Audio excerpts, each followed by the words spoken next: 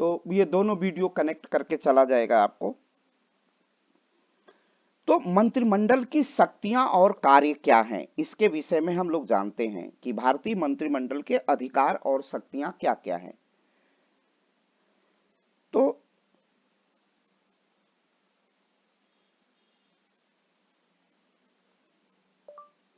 भारतीय प्रशासन में मंत्रिमंडल भारतीय प्रशासन का हृदय है।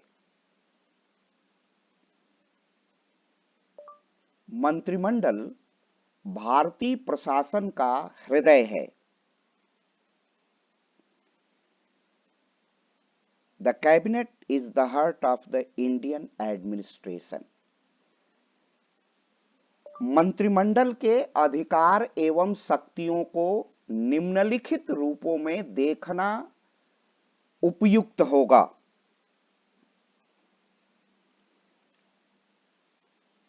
It would be appropriate to look at the right and powers of the cabinet in the following manner. पहला अधिकार एवं शक्ति के विषय में हम लोग देखते हैं। फर्स्ट पॉइंट, आप लोग थोड़ा थोड़ा नोट भी करते चलेंगे, रिकॉर्डिंग तो रहेगी और कुछ हम लिखित मैटर भी भेजेंगे। राष्ट्रीय नीति का निर्माण करना।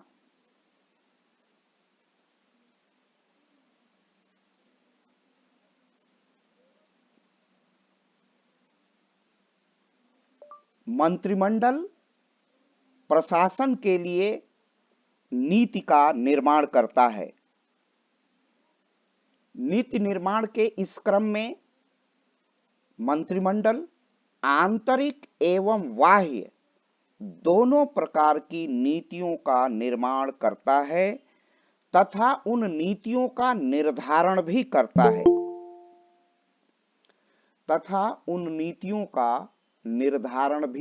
है अब यहां पर हमने दो शब्दों का प्रयोग किया। राष्ट्रीय नीति का निर्माण करना, making the national policy. The cabinet makes policy for the administration in the sequence of daily making. वह नित्य प्रशासन का निर्णय लेता है। मंत्रिमंडल नित्य प्रशासन कैसे होगा, रोज का डेली रूटीन का प्रशासन कैसे होगा, फिर प्रशासन दीर्घकालिक कैसे होगा, प्रशासन आंतरिक रूप से कैसे होगा और प्रशासन बाह्य रूप से कैसे होगा, इसके लिए नीतियों का निर्माण करना भारतीय मंत्रिमंडल का सबसे महत्वपूर्ण कार्य होता है।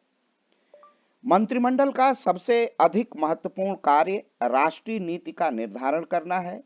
मंत्रिमंडल यह निश्चित करता है कि आंतरिक क्षेत्र में प्रशासन के विभिन्न विभागों द्वारा और बाह्य रूप से प्रशासन के विभिन्न विभागों द्वारा किस प्रकार की नीतियों का निर्माण किया जाना चाहिए। मंत्रिमंडल का सबसे महत्वपूर्ण कार्य राष्ट्रीय नीति का निर्माण करना है। अब इसको पहले हम लोग समझ लेते हैं। राष्ट्रीय नीति का निर्माण करना, भारत में जो संविधान है वह एक दिन के लिए नहीं बनाया गया है। वह हमारे भारतीय मनीषियों का संकल्प है, भारत के स्वतंत्रता के संग्राम के सेनानियों का संकल्प है।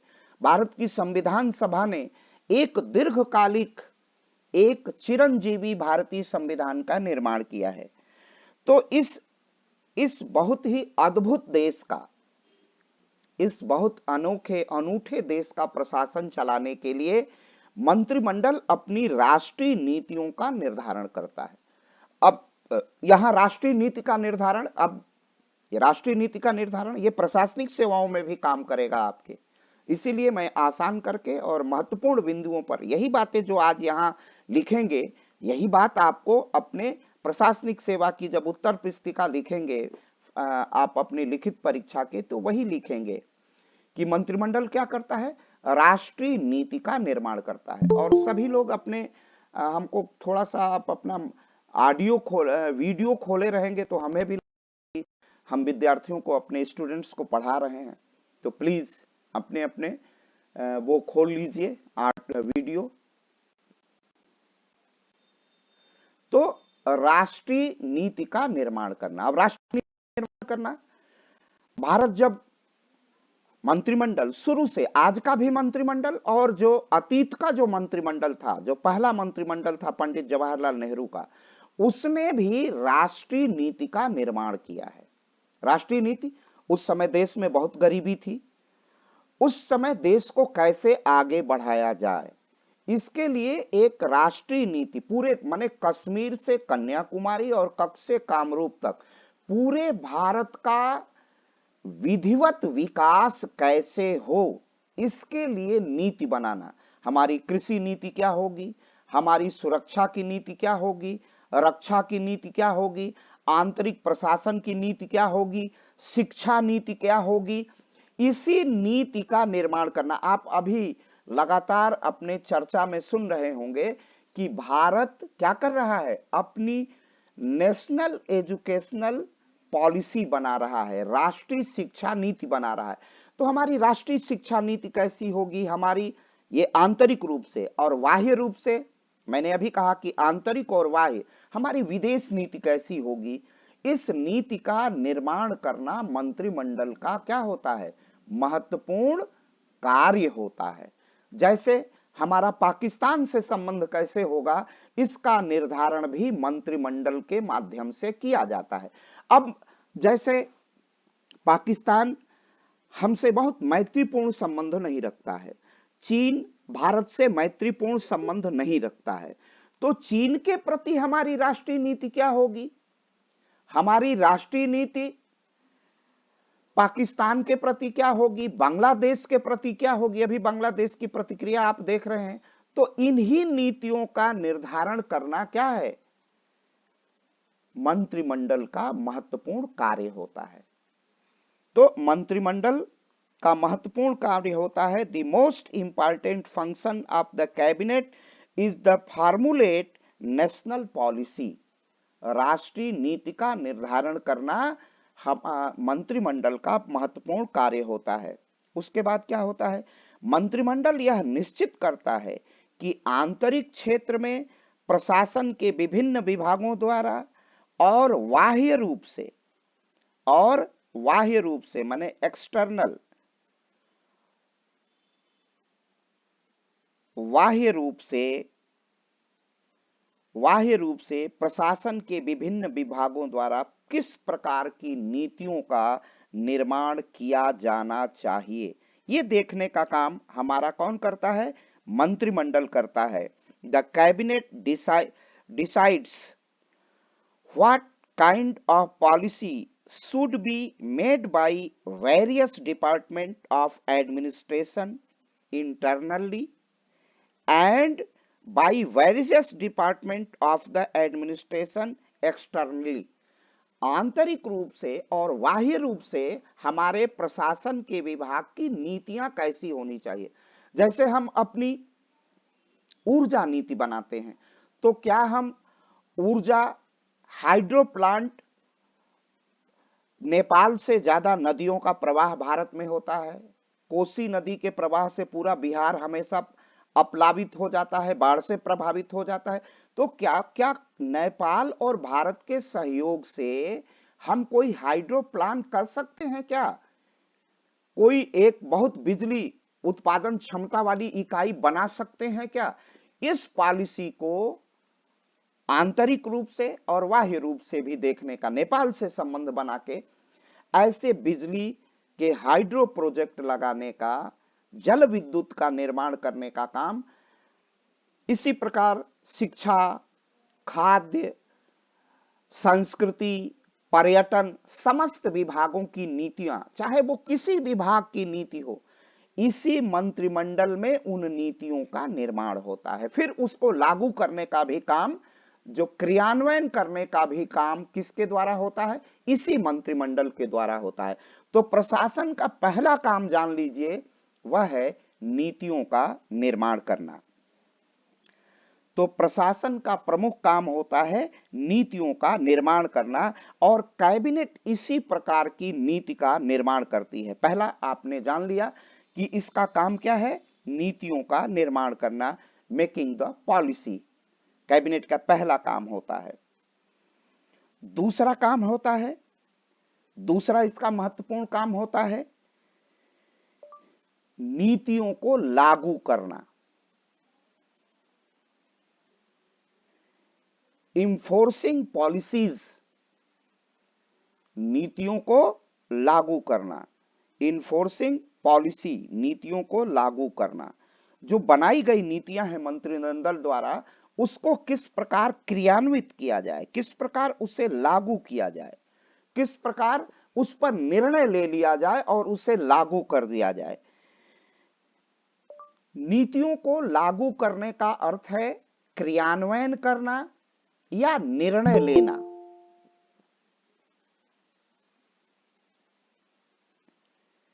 नीतियों को लागू करने का अर्थ है क्रियान्वयन करना या निर्णय लेना। implementing policies means execution or taking decisions।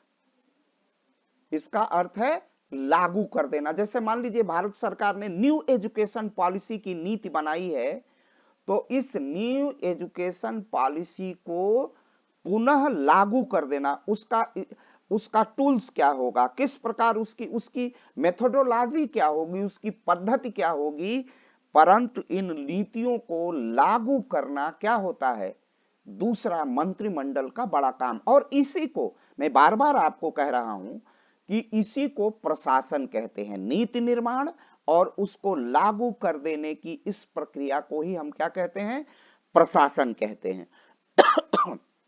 तीसरा इसका महत्वपूर्ण कार्य होता है,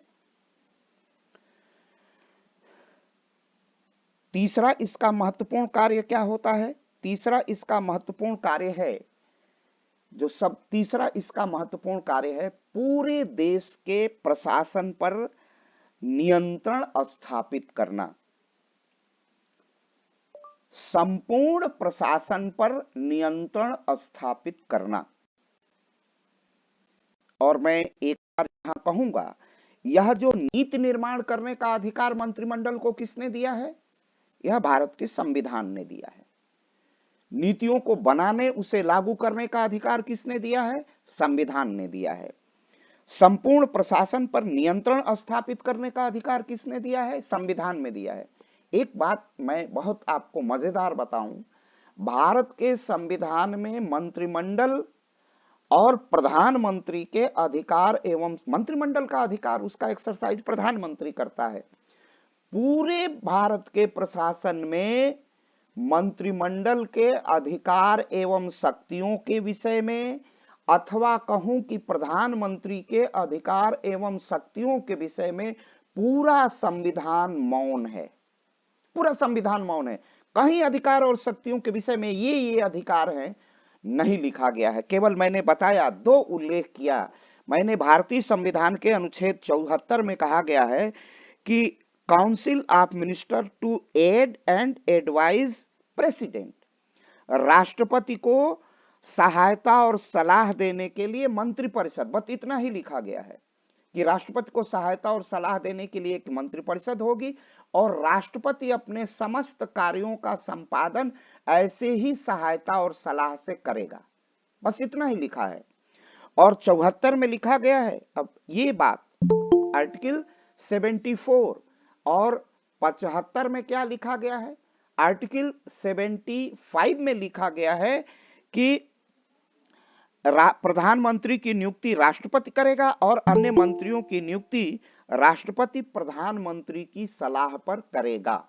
उसमें इतना ही लिखा गया है कि the prime minister shall be appointed by the president and the other minister is shall be appointed by the president on the advice of prime ministers. तो प्रधानमंत्री के परामर्श पर अन्य मंत्रियों की नियुक्ति, इसके बाद प्रधानमंत्री या मंत्रिमंडल के अधिकार एवं शक्तियों के विषय में पूरा संविधान मौन है। और जानते हैं इसका कारण क्या है, इसका कारण क्या है कि संसदीय, हम लोग बार बार पढ़ते आए हैं, इसका कारण एक ही है कि संसदीय लोकतंत्र किस पर चलता है। संसदीय लोकतंत्र आप सबको मालूम है, कन्वेंशन, ट्रेडिशन और किस पे चलता है, कन्वेंशन पर चलता है, ट्रेडिशन पर चलता है और कस्टम पर चलता है। संसदीय लोकतंत्र रीति रिवाज और परंपरा पर चलता है, रूढ़ियों पर चलता है। इस प्रकार संसदीय लोकतंत्र का जो आधार है, जो ब्रिटेन का आधार है, क्योंकि दो दो संविधान के अनुच्छेद हैं, आर्टिकल 74 और आर्टिकल 75। इसी में प्रधानमंत्री और कैबिनेट के विषय में, अधिकार एवं शक्तियों के विषय में है, बाकी सब रीति रिवाज और परंपराओं से ही आधारित है। तो हमने दो अधिकार पढ़ लिए, संपूर्ण प्रशासन पर नियंत्रण।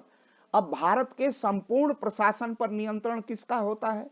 भारत के संपूर्ण प्रशासन पर नियंत्रण यही कैबिनेट करता है। ये कुंभ लगा हुआ है, कुंभ पर पूरी दृष्टि भारत सरकार की है। उत्तर प्रदेश का कैबिनेट उत्तर प्रदेश की कुंभ नगरी प्रयागराज में कुंभ मेले के आयोजन का नियंत्रण कर रहा है। तो यह भी कैबिनेट के माध्यम से होता है। तो ये पूरे प्रशासन का, चाहे कहीं पर आपदा आ जाए, कहीं बाढ़ आ जाए, कहीं भूस्खलन हो जाए, संपूर्ण प्रशासन, राष्ट्र की सीमाओं पर किसी प्रकार की हलचल हो, उन सीमाओं का प्रबंधन करना, उन बॉर्डर मैनेजमेंट करने से लेकर के आंतरिक प्रशासन और बाह्य प्रशासन का संपूर्ण नियंत्रण किसके माध्यम से होता है?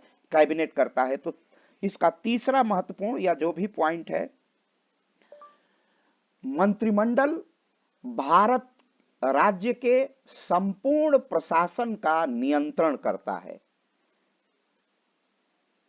भारत के संपूर्ण प्रशासन की देख रेख का उत्तरदायित्व मंत्रिमंडल पर होता है।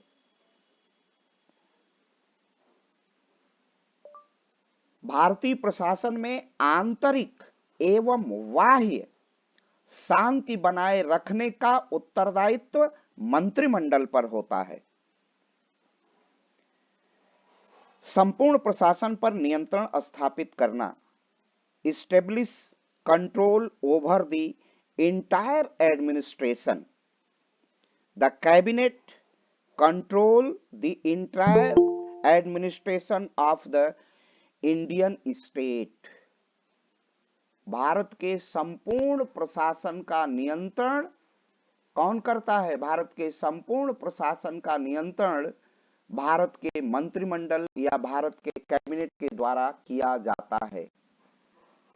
भारत के संपूर्ण प्रशासन का नियंत्रण भारत के कैबिनेट के द्वारा किया जाता है। कैबिनेट ही भारत के संपूर्ण प्रशासन का नियंत्रण करता है। भारत के संपूर्ण प्रशासन के देखरेख का, केयर टेकिंग का उत्तरदायित्व भी भारत के मंत्रिमंडल पर होता है। The cabinet is responsible for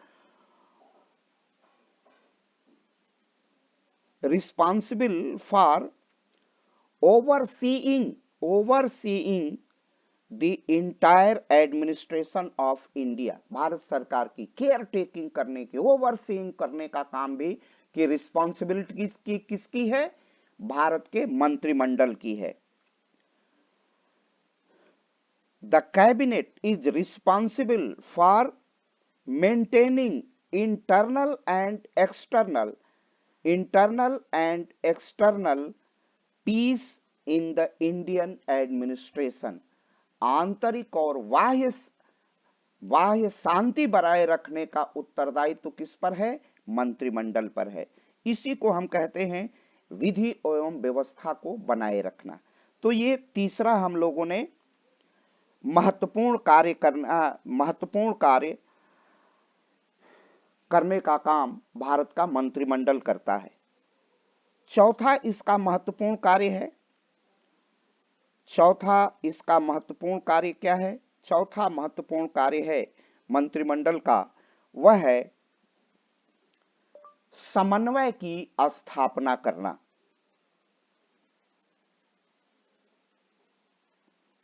समन्वय की स्थापना करना, इस्टेब्लिशिंग कोऑर्डिनेशन, समन्वय करना। अब यहां समझ लेते हैं, तब हम आगे बढ़ते हैं। मैं बार बार आपको कह रहा हूं, और ये सारी बातें आपकी समझ में निश्चित रूप से आई होंगी। क्या है कि मंत्रिमंडल ही शासन करता है, और मंत्रिमंडल में मंत्रिमंडल स्तर के सारे मंत्री, चाहे मंत्रिमंडल स्तर का रेल मंत्री हो, गृह मंत्री हो, ऊर्जा मंत्री हो, कोयला मंत्री हो, समस्त कैबिनेट मिनिस्टर कहाँ रहते हैं? उसी मंत्रिमंडल में रहते हैं। चाहे कोयले का निर्णय हो, गृह का निर्णय है, ऊर्जा का है, विदेश का है, सारा निर्णय इसी मंत्रिमंडल में निर्णय लेने के बाद उस विभाग में क्रियान्वयन के लिए जाता है। सारा निर्णय यही लिया जाता है कैबिनेट में, और जिसके बैठकों की, उस कैबिनेट की बैठकों की अध्यक्षता कौन करता है? Prime minister.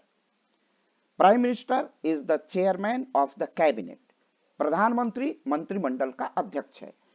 तो अब इसी मंत्रिमंडल का दायित्व है कि वह किस प्रकार समन्वय की स्थापना अपने विभिन्न विभागों में करता है, किस प्रकार प्राइम मिनिस्टर कोऑर्डिनेशन करता है विभिन्न विभागों का, वह भी समन्वय का काम इस मंत्रिमंडल के माध्यम से ही होता है। अब मैं एक उदाहरण देता हूं। ईश्वर शरण अब आपके लिए पहुंचना, अगर आप सलोरी, गोविंदपुर या उस इलाके में नहीं रहते हैं जो रेलवे ट्रैक के उस पार है, अगर आप रेलवे के दूसरे छोर पर हैं और सलोरी पहुंचना चाहते हैं, तो सलोरी में क्या था? रेलवे क्रॉसिंग की समस्या थी, और उस पर 2 फ्लाईओवर, मजार चौराहे का फ्लाईओवर और IERT का फ्लाईओवर बनके तैयार है, जिस पर हम लोग बड़ी सुखद अब यात्रा करते हैं। अब भय नहीं लगता है कि हमारी कक्षाएं, चाहे अध्यापक समय से न पहुंच पाए, प्रोफेसर न पहुंच पाए, या हमारे स्टूडेंट समय से न पहुंच पाए, एक बड़ी समस्या होती थी। अब हम आसानी से पहुंच जाते हैं। अब देखिए, अब यहां पर मंत्रिमंडल ने कोऑर्डिनेशन किया।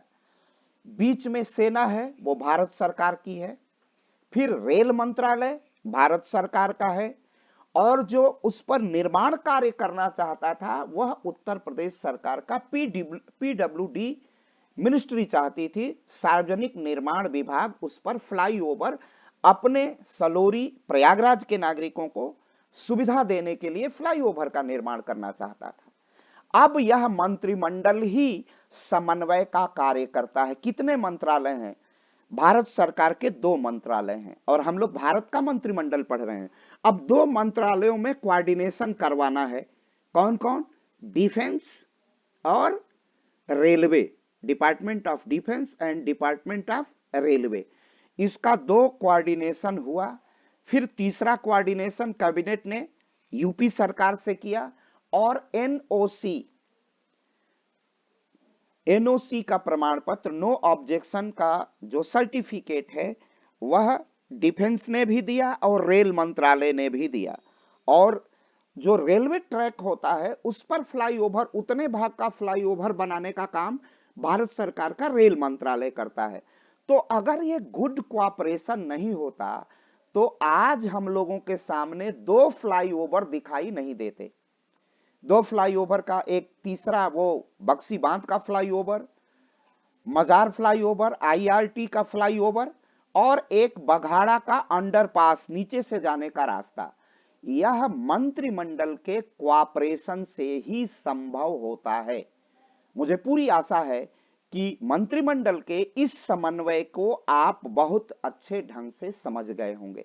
अगर मंत्रिमंडल में समन्वय करने की सामर्थ्य नहीं होती तो जनता को असुविधाएं होती, जन सुविधाओं में वृद्धि नहीं हो पाती। मंत्रिमंडल विभिन्न विभागों में समन्वय स्थापित करने का कार्य करता है। इसी के साथ केंद्रीय मंत्रिमंडल विभिन्न राज्यों के प्रशासन और विभिन्न विभागों से समन्वय स्थापित करने का कार्य करता है। माने समन्वय 2 स्तरों पर, एक अपने ही प्रशासन के, केंद्रीय प्रशासन, तो मंत्रिमंडल विभिन्न विभागों में समन्वय स्थापित करने का कार्य करता है। जैसे अभी मैंने बताया कि वो कार्य किसमें समन्वय हुआ? रेल और रक्षा में हुआ, समन्वय करता है। इसी के साथ केंद्रीय मंत्रिमंडल विभिन्न राज्यों के प्रशासन और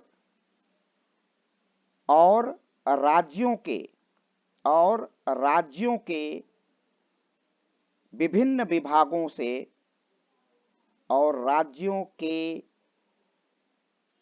विभिन्न विभागों से समन्वय स्थापित करने का कार्य करता है।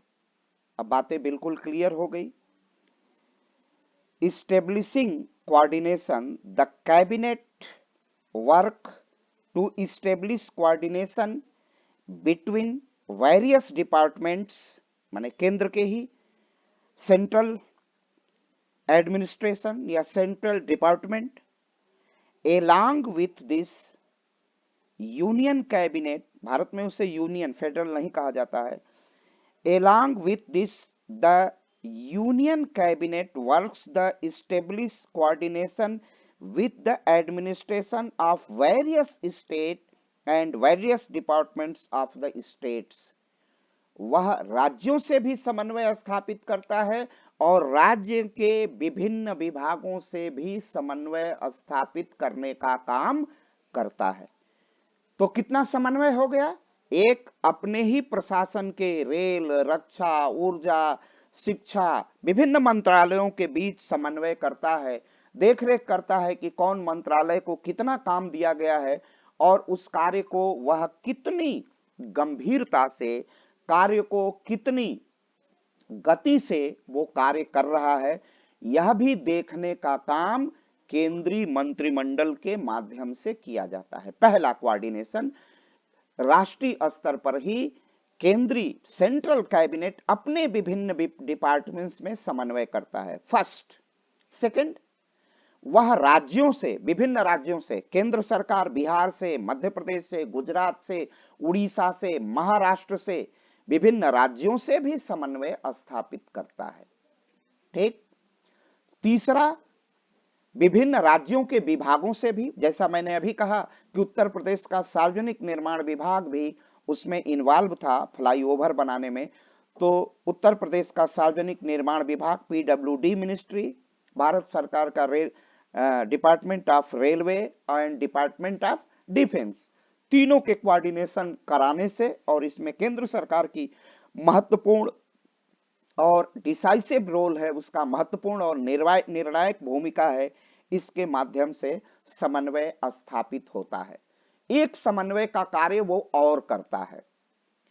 केंद्रीय कैबिनेट, वह जैसे राज्य के कैबिनेट को हम लोग जब पढ़ेंगे तो उसमें भी समन्वय स्थापित होता है, राज्य को भी पढ़ना है हमें, लेकिन केंद्रीय कैबिनेट का एक और समन्वयकारी कार्य होता है। वो क्या होता है?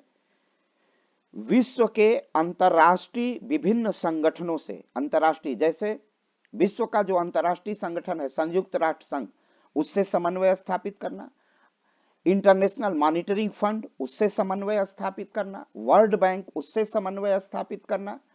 तो संयुक्त राष्ट्र संघ और विश्व के जितने अंतरराष्ट्रीय संगठन हैं उनसे समन्वय करना, कोऑर्डिनेट करना, भारत सरकार का समन्वय स्थापित करना, तथा विश्व के विभिन्न राज्यों से, अमेरिका से, चीन से, म्यांमार से, बांग्लादेश से, अपने पड़ोसी देशों से, विश्व के अन्य प्रभुत्वशाली देशों से, ब्रिटेन से, फ्रांस से, यूरोप से, एशिया के, विश्व के विभिन्न देशों से समन्वय स्थापित करने का कार्य भी भारत के कैबिनेट के द्वारा क्या किया जाता है।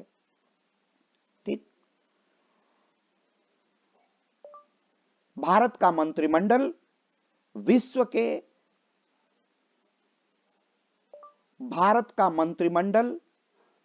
अंतरराष्ट्रीय संगठनों, अंतरराष्ट्रीय संधियों तथा विश्व के अन्य राज्यों से समन्वय स्थापित करता है। क्या करता है भारत का मंत्रिमंडल? अंतरराष्ट्रीय संगठनों, जितने विश्व के अंतरराष्ट्रीय संगठन हैं,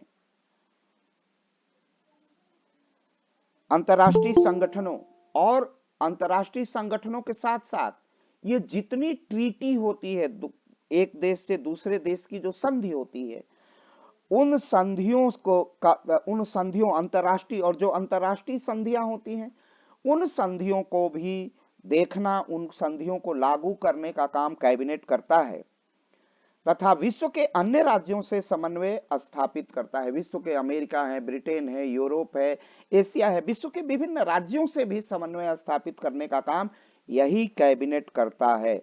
the cabinet of India coordinates with the international organization, international treaties and other state in the world। विश्व के अन्य राज्यों से भी वह समन्वय स्थापित करता है। तो